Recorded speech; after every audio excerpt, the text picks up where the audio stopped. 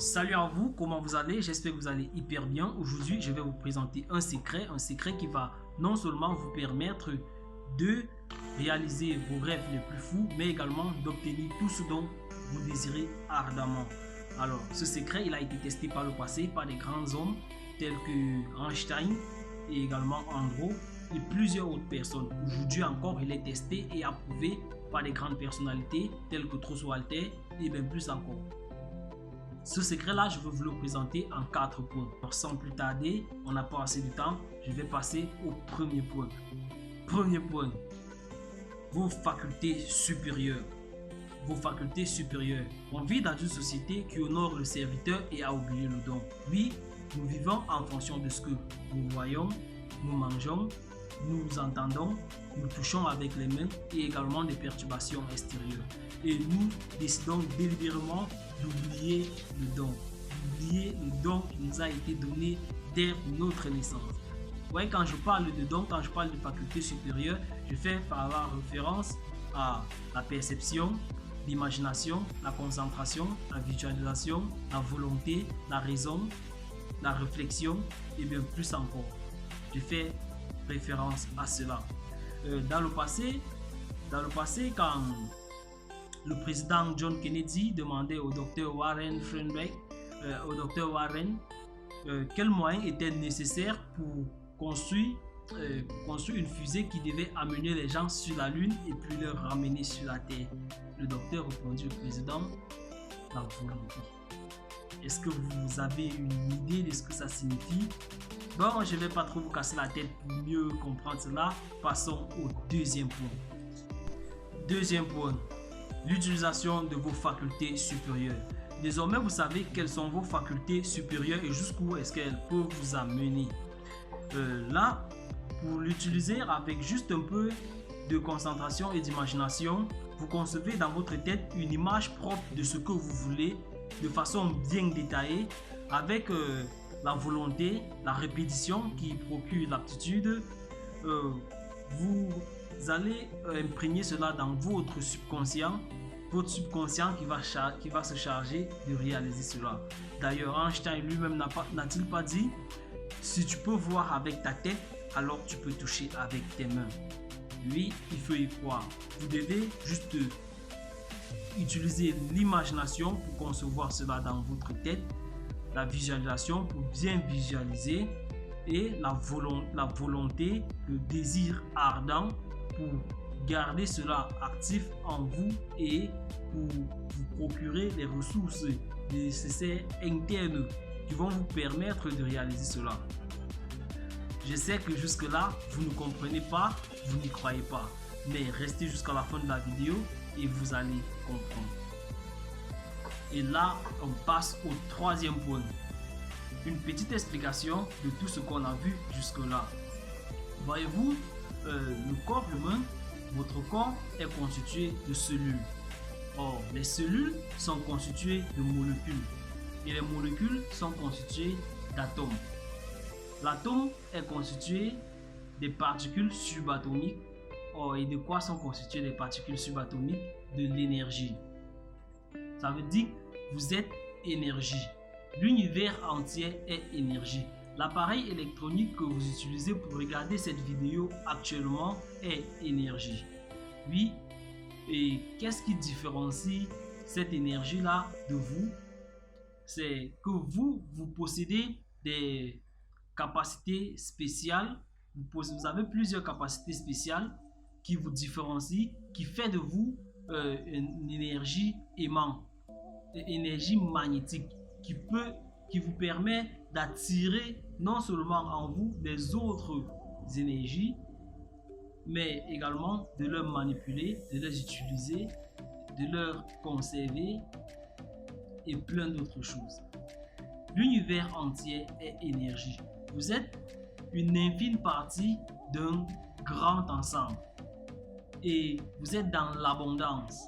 Ouais, il y a tellement et il y en a tellement et il y en a suffisamment pour tous. Vous n'avez qu'à passer votre commande à l'univers à travers votre inconscience. Vous passez votre commande à l'univers et l'univers vous répond en vous renvoyant l'objet de vos désirs. Eh oui, comment passer sa commande? Vous avez ce qu'on appelle l'esprit. Vous avez un esprit, vous possédez votre esprit et l'esprit est divisé en deux parties, une partie consciente et une partie inconsciente. La partie consciente, c'est votre intellect, c'est celle-là qui sait les choses, c'est ça qui vous permet de réfléchir, de raisonner, de faire des choix. Or, ce n'est pas votre esprit maître. Votre esprit maître, c'est votre esprit inconscient. Dans votre esprit inconscient, il y a quelque chose qu'on appelle le paradigme. Le paradigme, c'est un programme de l'esprit qui est intégré dans le subconscient qui permet de déterminer la vibration à laquelle vous vous trouvez. La vibration, c'est juste une représentation de la réalité. C'est ça qui représente la réalité à laquelle vous vous trouvez. Il y a plusieurs vibrations. Imaginez là la vibration à laquelle vous vous trouvez. Ça, c'est votre vibration et vous avez un rêve. Votre rêve, il se situe sur une autre vibration ici. Entre cette vibration-ci et cette vibration-ci, il y a plusieurs autres vibrations. Or, vous devez passer la commande à l'univers. Vous passez votre commande à l'univers à travers votre subconscient et votre subconscient va vous permettre de changer de vibration en poussant votre corps à poser des actes. Et lorsque votre corps pose des actes, eh ben, vous obtenez des résultats. Votre subconscient là va vous pousser à poser des actes qui vont vous amener à changer de vibration pour aller à la vibration qui correspond à la réalité de l'objet de vos désirs. Et puis vous allez obtenir cela. Ouais, je sais que dit comme ça, c'est encore un peu flou, mais laissez-moi prendre une histoire, ma propre expérience. Je l'ai su lorsque j'ai commencé à étudier ce contenu et je sais, je ne comprends pas encore bien la chose, mais ça ne m'empêche pas de vouloir vous revenir cela. Lorsque j'avais, ça c'est le quatrième point, une petite histoire, ma petite histoire. Lorsque j'avais environ 8 ans, j'avais entre 7 ou 8 ans, je vivais encore à Mingo. Mingo, c'est une ville de Tchang au Cameroun. Ben voilà, il y avait le fils de notre bailleur, il s'appelait Étienne. Lui, il avait une voiture en bambou. Donc, une voiture faite avec les boîtes de sardines et les boîtes de lait d'environ, je me rappelle plus trop, 14 à 16 euros, 2 boîtes de lait et un tube de 7 à 8 boîtes de sardines. Moi, voyant cela, je désirais aussi avoir une voiture. Je désirais aussi avoir une voiture, mais sachant que je ne pouvais pas avoir une voiture comme la sienne, j'ai donc conçu la voiture que je voulais dans ma tête. J'ai conçu la voiture que je voulais dans ma tête. C'était une voiture, je me rappelle plus, c'est 2 ou 3 boîtes. C'était 3 ou 4 boîtes de sardines.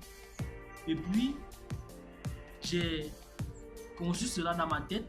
Avec la volonté de le posséder, j'ai incrémenté cela, j'ai imprimé cela dans mon subconscient. Une fois que cela était fait, parfois lorsque je marchais en route, ça m'arrivait de m'arrêter et fermer les yeux, penser que j'ai déjà ma voiture et puis je commençais à courir comme si j'avais déjà la voiture. Mon subconscient a poussé mon corps à poser des actes. Inconsciemment, je me levais le matin, j'ai commencé à me lever le matin très tôt, 6 heures quand je me brossais. Je guettais un peu un coup d'œil à la poubelle, voir si les voisins ou le bailleur n'avaient pas par hasard consommé la boîte, n'avaient pas par hasard mangé les sardines et puis jeté les boîtes. Je ramassais, s'il y avait les boîtes de sardines, je ramassais ces boîtes de sardines là aussi. Je mettais dans un nylon noir. Et s'il y avait les barbouches, je ramassais les barbouches et puis je mettais dans le nylon noir. Ça m'a poussé à rassembler les accessoires dont j'avais besoin pour fabriquer ma voiture. C'est ainsi que j'ai fini par rassembler, sans le savoir, tous les accessoires dont j'avais besoin pour construire ma voiture, c'est-à-dire et bambou, et fronde, et boîte de sardines et sandalettes. Et on appelle ça les sans confiance dans mon pays.